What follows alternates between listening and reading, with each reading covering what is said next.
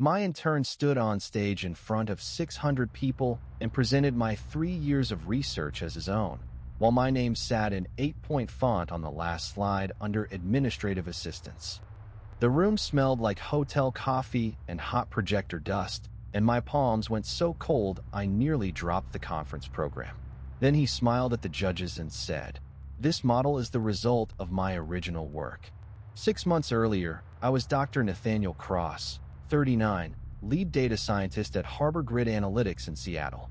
We built forecasting tools for renewable energy companies, the kind of software that helps power grids decide when to store solar energy, when to release it, and how to prevent blackouts during storms. My project was called AuroraGate, a machine learning model that predicted neighborhood-level energy demand 72 hours ahead with 94.6% accuracy. That number mattered. In our industry, even a 2% improvement could mean millions saved. My model had taken 3 years, 11,000 hours, and a $1.8 million research grant from the Northwest Clean Infrastructure Fund. My intern, Kyle Whitaker, was 24, fresh out of a master's program at the University of Washington. He had careful hair, expensive sneakers, and the kind of smile that made people want to give him chances. I liked him at first. I really did. He'd show up early with a cinnamon latte for me from the cafe downstairs and say, "Dr. Cross, I read that paper you mentioned. The error correction method is brilliant." I'd laugh and tell him, "Nathan is fine. And careful, flattery only works before 9 a.m. He was sharp, eager, and humble enough to ask questions. Or at least that's what I thought. My wife, Priya, used to tease me when I came home to our townhouse in Ballard smelling like rain and printer toner. "You adopted another ambitious intern, didn't you? He's got talent," I told her. "If he keeps his head straight, he'll go far." The first signs were small enough to explain away. On February 9th, Kyle asked if he could access the raw training data just to understand the pipeline better. I gave him restricted permissions because that's what mentors do. You teach. You trust. Then I noticed files opening at odd hours. 2:14 a.m. on a Saturday. 4:03 a.m. on a Wednesday. Our office had motion lights that hummed overhead, and I remember sitting alone one morning, staring at the access logs while my coffee went cold in my hand. "Kyle, were you working late last night?" I asked. He blinked fast, then smiled. "Yeah, sorry. I got obsessed with the validation set. You know how it is." I didn't know how it was, so I let it go. On March 3rd, he started taking private calls in the stairwell. I'd walk past and hear his voice drop. The stairwell always smelled like dust and wet concrete, and whenever I pushed the door open, he'd snap his laptop shut. "Everything okay?" I asked once. "Family stuff," he said, rubbing the back of his neck. "Nothing serious." Then came the unexplained expense. A $2,850 charge on the company card for conference preparation materials at a print shop in Bellevue. Kyle said it was poster boards for the Pacific Tech Innovation Summit. I was presenting AuroraGate there in April, so again, I let it slide. That decision still makes my jaw tighten. The discovery happened on April 18th at the Grand Meridian Hotel in Portland. The ballroom had navy carpet, chandeliers like frozen rain, and that stale smell of too many people breathing recycled air. I was scheduled to speak at 2:40 p.m. I arrived early, badge clipped to my jacket, slides on a backup drive in my pocket. At 1:55, I heard my project name through the ballroom speakers. AuroraGate, a new framework for predictive grid intelligence, presented by Kyle Whitaker. My feet stopped moving. On the screen was my architecture diagram, my color-coded demand clusters, my error curve, my exact phrase from page 17 of our grant report, microburst instability during transitional load windows. Kyle stood there in a gray suit I'd never seen before, holding a clicker like he owned the world. A woman beside me whispered, "He's impressive, isn't he?" My mouth dried out so fast my tongue felt like paper. I pushed through the aisle, the program crumpling in my fist. My heart hammered against my ribs. Every sound sharpened, the click of his slide remote, the cough in the third row, the buzz of the ceiling lights. Then came the final slide. Principal Investigator, Kyle Whitaker. Special thanks, Dr. Nathaniel Cross, Harbor Grid Analytics. I felt heat crawl up my neck. When the applause started, I walked to the side of the stage. Kyle saw me. For half a second, the smile slipped. I said quietly, "Step down." He leaned away from the microphone and whispered, "Nathan, don't make a scene. You stole my research." His eyes hardened. "I improved your research." The judges were already standing to shake his hand. One of them, Marcia Lee from the Clean Infrastructure Fund, said, "Mr. Whitaker, this could redefine municipal energy planning." My ears rang so loudly I barely heard myself say, "That model is mine." Kyle turned toward her, smooth as polished glass. Dr. Cross supervised some early administrative data collection. I'm grateful for his support.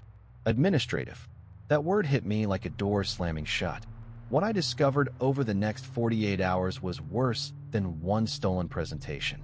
Much worse. Back in Seattle, I pulled the logs. The glow from my monitor painted the office blue, and the building was so quiet I could hear the elevators whining in the shaft. Kyle hadn't just copied slides. He had downloaded the full repository: code, datasets, grant reports, benchmark comparisons, even my handwritten modeling notes that I'd scanned and stored in a folder marked NC Private Archive. Then I found the second twist. Kyle had formed a company, Verdant Vector LLC, registered in Delaware on March 11th. The address listed was a co-working space in Bellevue. The managing partner wasn't Kyle. It was my boss and Harbor Grid co-founder, Martin Voss. Martin was 52, silver-haired, charming, the kind of man who wore Navy suits and called betrayal strategy. I had trusted him for 7 years. He had toasted me at our holiday dinner and said, "Nathan is the brain behind our future." Apparently, he meant that literally. The deeper I dug, the colder my hands became. Martin had forwarded Kyle investor contacts. Kyle had sent Martin draft patent claims. There were emails with subject lines like Aurora Gate repositioning and NC containment. NC, me. One email from Martin said, "Nathan is too cautious and too attached to academic credit. Kyle can carry the story better." Another from Kyle said, "Once I win Portland, the optics will be locked. Cross can object, but he'll look bitter."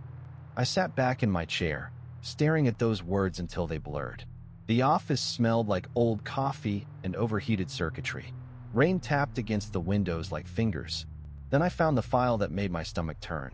They had submitted Aurora Gate to the National Grid Resilience Prize under Kyle's name. The prize was $500,000, plus a federal pilot contract worth up to $6.2 million. My research, my grant, my future, packaged and sold by an intern and the man who signed my paychecks. For 3 weeks, I barely slept.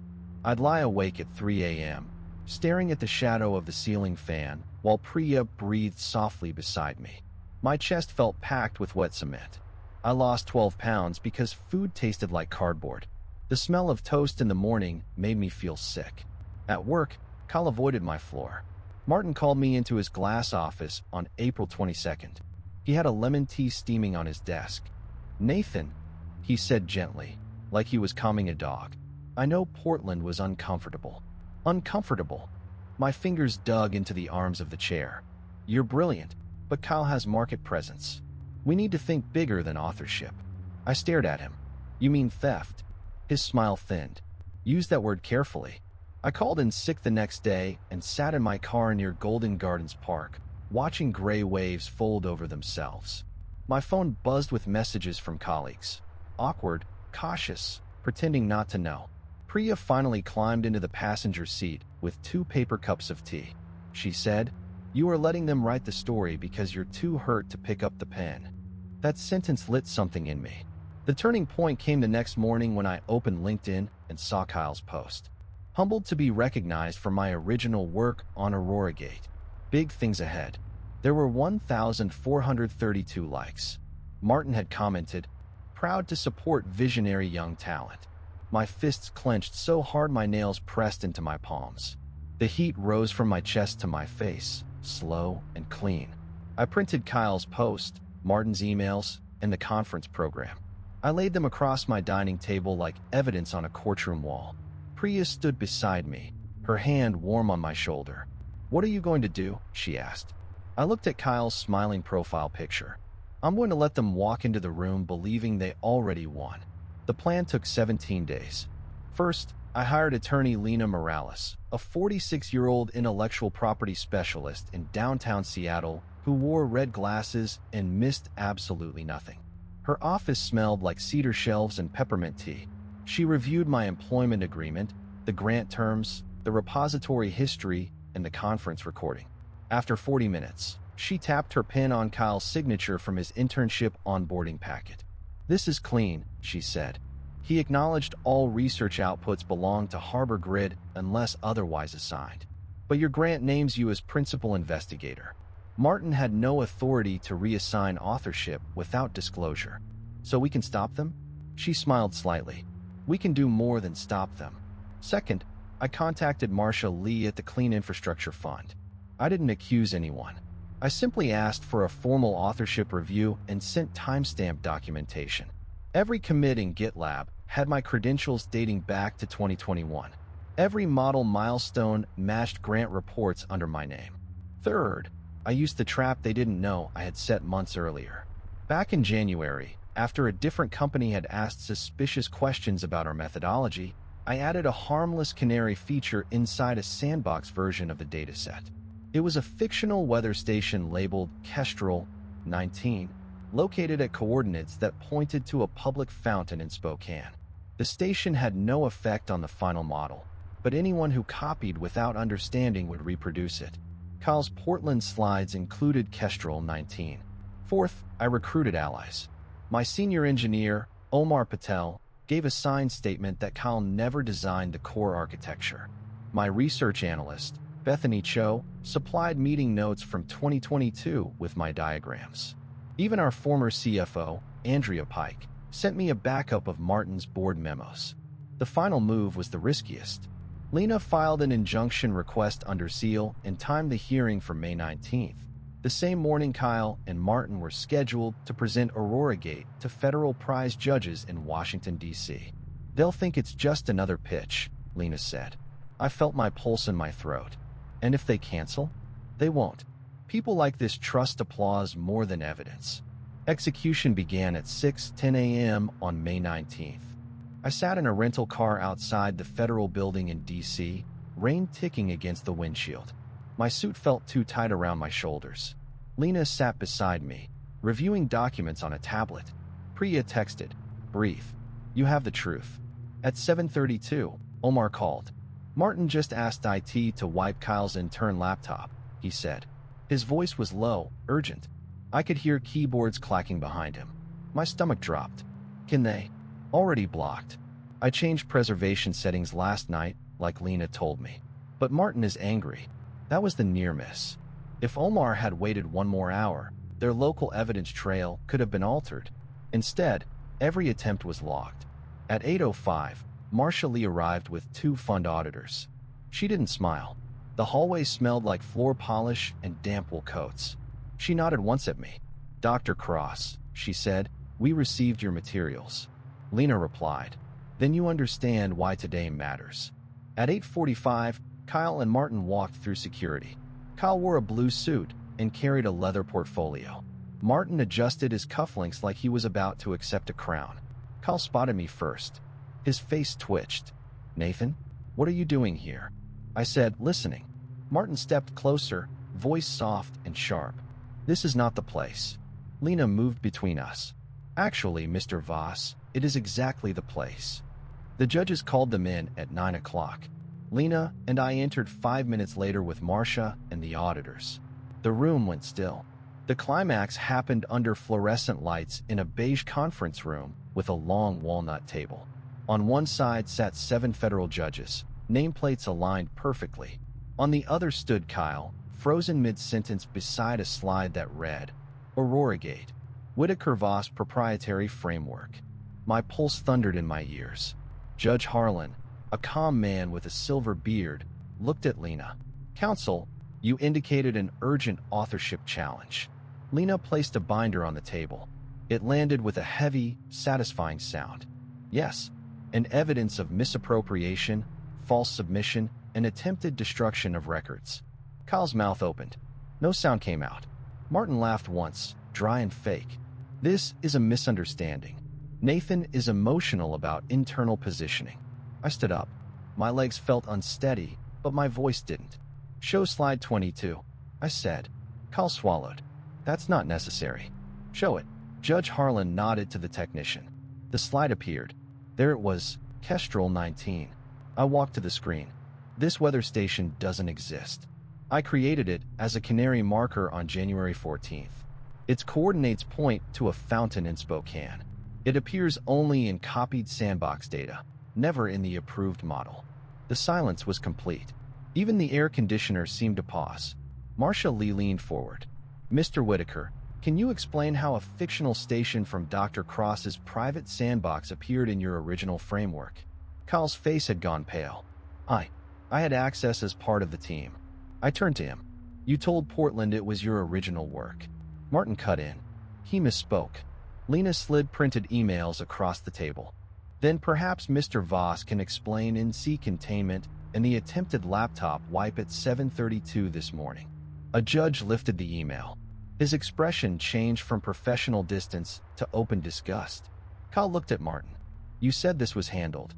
Martin hissed, be quiet. That was the second unexpected twist in the room. Kyle folded first. He put both hands on the table, breathing hard. Martin told me Dr. Cross was leaving the company. He said the board wanted me to front the project. He said I'd be protected. Martin's face hardened. That is false. Lena tapped another page. We also have the incorporation records for Verdant Vector LLC. Marcia's voice was ice. This presentation is suspended. Judge Harlan removed his glasses. Mr. Whitaker, Mr. Voss, you will remain available for formal inquiry. Dr. Cross, thank you for bringing this forward. I looked at Kyle. His confident mask was gone. He seemed younger suddenly, smaller, like the suit belonged to someone else. He whispered, Nathan, I'm sorry. I answered, you were sorry you got caught. There's a difference. The aftermath unfolded fast and beautifully. By June 2nd, Kyle's internship was terminated, his degree program opened an ethics review, and the Pacific Tech Innovation Summit rescinded his award publicly. The video of his Portland talk disappeared from their website, replaced by a statement crediting me as the sole principal researcher. His federal prize submission was disqualified. Martin resigned on June 7th after the board received Lena's evidence packet. By July, Verdant Vector LLC was dissolved, and Martin was removed from 2 advisory boards. Harbor Grid's investors demanded a governance audit, and I negotiated my exit with full ownership recognition for $120,000 in settlement compensation and a licensing agreement that paid me 9% of Aurora Gate's commercial revenue. The Clean Infrastructure Fund didn't just restore my name. They invited me to represent Aurora Gate at their annual summit in September, this time as the keynote speaker. Standing on that stage in Denver, I looked out at a room twice the size of Portland's. The lights were warm on my face. My hands were steady. Priya sat in the front row, smiling like she had known all along. I started with one sentence. Innovation without integrity is just a polished lie. The applause came before I even reached slide 2. A year later, my life is better than it was before the betrayal. I launched Cross Grid Systems in Seattle with Omar and Bethany as founding partners. Our first municipal contract was worth $3.4 million. We moved into an office overlooking Elliott Bay, where the morning sun hits the windows like gold. Kyle sent one email asking for closure. I didn't answer. Martin tried to rebrand himself as a consultant. The industry remembered. Betrayal taught me something I carry like armor now. Trust is generous, but proof is powerful.